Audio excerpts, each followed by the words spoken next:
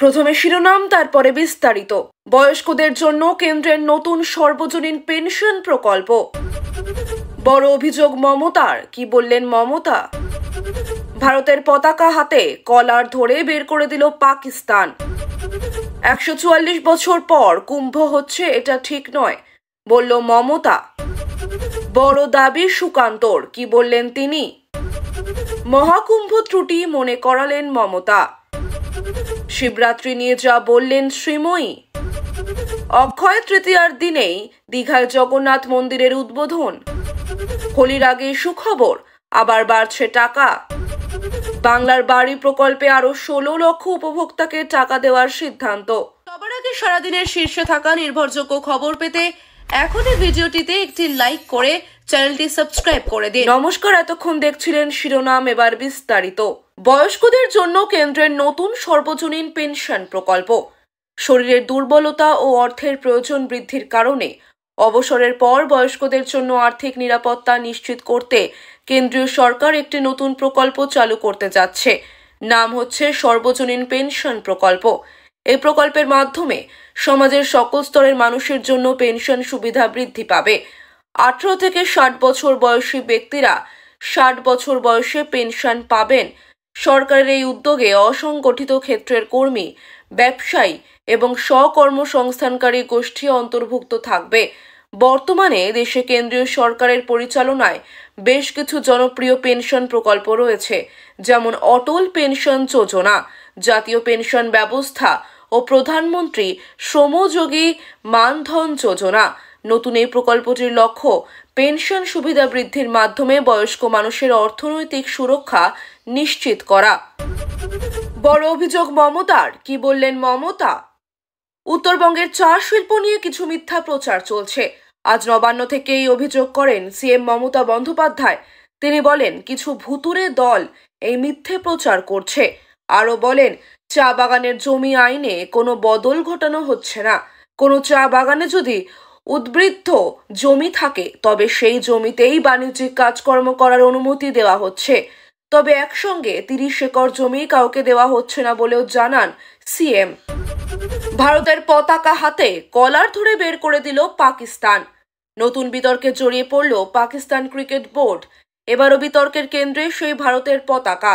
লাহোরের গদ্দাফি স্টেডিয়ামে ভারতের পতাকা হাতে নিয়ে খেলা দেখতে ঢোকা এক দর্শককে কার্যত কলার ধরে টেনে তোলেন আধিকারিকরা। অভিযোগ উঠেছে যে তার হাত থেকে কেড়ে নেওয়া হয় ভারতের পতাকা। রীতিমতো হেনস্থা করার পরে সেই দর্শককে স্টেডিয়াম থেকে ঘোরতর অপরাধীর মতো বার করে নিয়ে যাওয়া হয়। 144 বছর পর কুম্ভ হচ্ছে, এটা ঠিক নয়, মমতা। গঙ্গাসাগর প্রতিবার হয়, তবে মহাকুম্ভ 12 বছর পর পর হয়।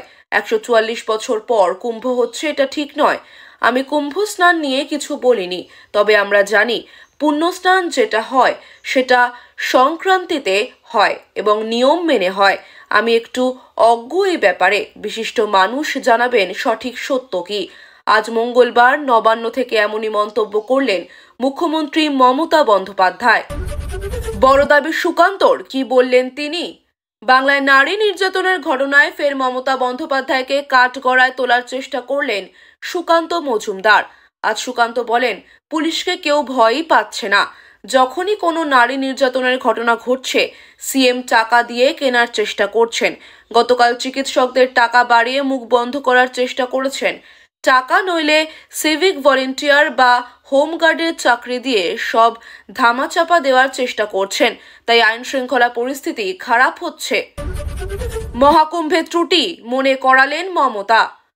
মহাকুম্ভ ঘিরে একাধিক দুর্ঘটনার কথা কারো অজানা নয়। তবে আজ মঙ্গলবার এই মেলার আয়োজনের ক্ষেত্রে যোগী সরকারের ত্রুটি মনে করালেন মমতা বন্দ্যোপাধ্যায়। বলেন, আমি যদি বিয়ে বাড়ির আয়োজন করি, আমাকে খাবার অতিরিক্ত রাখতে হয়। 400 লোককে নিমন্ত্রণ করলে 500 লোকের আয়োজন করতে হয়। আর ধর্মের ক্ষেত্রেও তেমনটাই। এটা উৎসব, কতটা ক্যাপাসিটি আছে, কত মানুষ যেতে পারে, সবটা ভাবনা চিন্তার প্ল্যানিং এর ব্যাপারে বলছি। শিবরাত্রি নিয়ে যা বললেন শ্রীময়ী। এটাই বিয়ের পর শ্রীময়ের প্রথম শিবরাত্রি। নিষ্ঠা ভরে শিবের পুজো করবেন। শ্রীময়ের কথায়, কাঞ্চনই আমার কাছে শিব, কত বছরের তপস্যার ফল। 14 বছর ধরে কাঞ্চন বাবার পুজো করছি। আমার স্বামী শিবের মতোই অল্পে সন্তুষ্ট, কোনো চাহিদা নেই ওর, কখনো মুখ ফুটে কিচ্ছু বলে না, সেটাই বরং আমার চিন্তার বিষয়। বড্ড মুখ চোরা, আমি বরং খোঁচাই, মনের কথা জানতে চাই। ঈশ্বরের কাছে কখনোই আমার চাওয়া পাওয়া নেই, সেখানে নিজেকে সমর্পণ করি। অক্ষয় তৃতীয়ার দিনেই দীঘায় জগন্নাথ মন্দিরের উদ্বোধন। আগামী 30শে এপ্রিল অক্ষয় তৃতীয়ার দিন উদ্বোধন হবে দীঘার জগন্নাথ মন্দির। আগের দিন অর্থাৎ 29শে এপ্রিল থেকে মন্দির চত্বরে শুরু হবে যজ্ঞ। আজ নবান্ন থেকে সাংবাদিক বৈঠকে একথা জানিয়েছেন সিএম মমতা বন্দ্যোপাধ্যায়। তিনি বলেন, আমি হাইপ তুলতে চাই না, আমার নিজের যতটা ক্যাপাসিটি তার মধ্যে থেকেই আমি কাজ করতে চাই।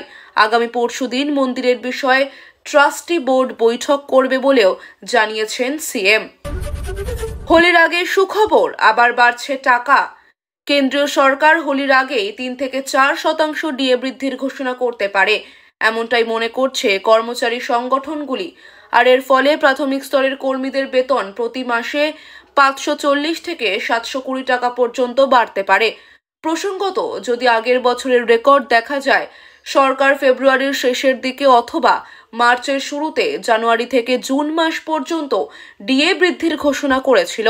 তাই এ মাসের শেষে ঘোষণা না হলে সরকার হোলির আগেই ডিএ বাড়াতে পারে। বাংলার বাড়ি প্রকল্পে আরো 16 লক্ষ উপভোক্তাকে টাকা দেওয়ার সিদ্ধান্ত। রাজ্য সরকারের বাংলার বাড়ি প্রকল্পে ইতিমধ্যেই 12 লক্ষ উপভোক্তার অ্যাকাউন্টে প্রথম কিস্তির 60,000 টাকা পৌঁছে গেছে। এবার নতুন করে 16 লক্ষ উপভোক্তাকে বাড়ি তৈরির জন্য অর্থ বরাদ্দের সিদ্ধান্ত নিয়েছে নবান্ন। জানা গেছে, এদের মধ্যে সকলেই পার্মানেন্ট ওয়েটিং লিস্টে থাকা উপভোক্তা। চলতি বছরের ডিসেম্বরের মধ্যে এই তালিকার সবাইকে অর্থ প্রদান করতে রাজ্য সরকার 9,600 কোটি টাকা বরাদ্দ করেছে। ধাপে ধাপে টাকা পাঠানোর জন্য জেলাগুলিকে নির্দেশ দেওয়া হয়েছে।